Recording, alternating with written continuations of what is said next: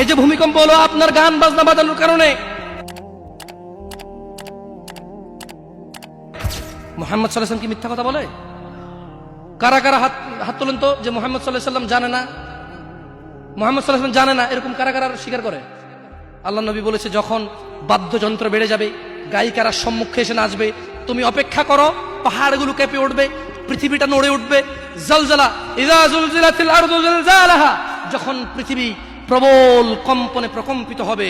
ওয়া খরাজাতিল আরদু আসকালাহা, যখন এই মাটি তার ভিতরে যা আছে একদম লাথি মেরে বের করে দেবে, লাশ হোক আর যাই হোক, মাটি বলবে যে বের হো, বের হো আমার থেকে, বের হো, আমি তোর আর কাউকে রাখবো না।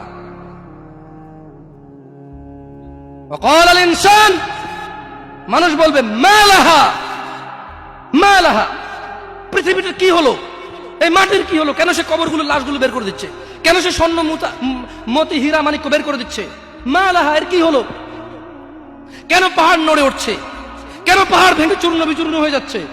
মানুষ বলবে মালাহা, পৃথিবীর কি হলো, বিআন্না রাব্বাকা আওহালাহা, পৃথিবী এটা করবে, বিআন্না রাব্বাক, কারণ তোমার প্রতিপালক আওহালাহা, পৃথিবীকে আদেশ করেছে।